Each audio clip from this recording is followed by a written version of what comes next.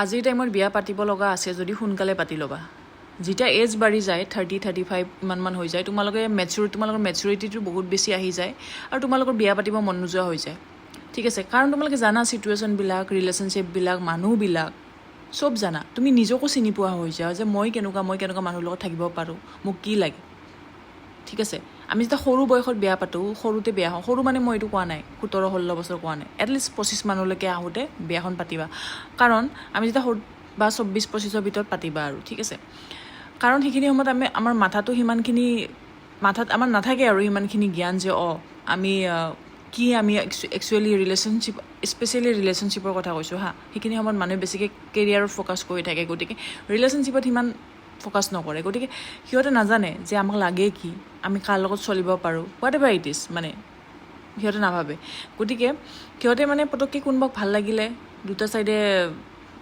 ঠিক হ'ল তেনেকৈ বিয়া হৈ যায় আৰু চলিও যায় বহুতে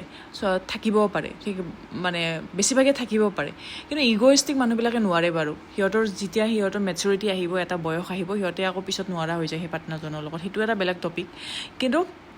মই এইটো ভাবোঁ আজিৰ টাইমত যে বেছি মেচুৰ হোৱাৰ পিছত কিন্তু যিখিনি ইগ'ইষ্টিক মানুহ যাৰ বহুত বেছি ইগ' প্ৰব্লেম আছে যেনেকৈ মোৰ আৰু মানে অলপ ৰিলেশ্যনশ্বিপৰ ওপৰত অলপ জ্ঞানটো অলপ বেলেগ ধৰণৰ আৰু সিহঁতৰ বেলেগ ধৰণে ভাবে সিহঁতৰ বিয়া হোৱাটো টান আৰু সিহঁতৰ পাৰ্টনাৰ পোৱাটোও টান আৰু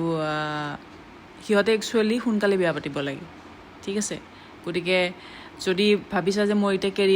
কেৰিয়াৰটো মোৰ একদম বঢ়িয়া হৈ আছে মই বিয়াখন পাতিব পাৰোঁ তো পাতিয়ে লোৱা বেছি আৰু দেৰি কৰি বেছি বিচাৰি নুফুৰিবা মানে বুজি পাইছা নাই বেছি যেতিয়া বয়স যাব ন মেচুৰিটি বেছি আহি থাকিব আৰু মানুহ ভাল নালাগা হৈ থাকিব মানে গম পাইছা নে নাই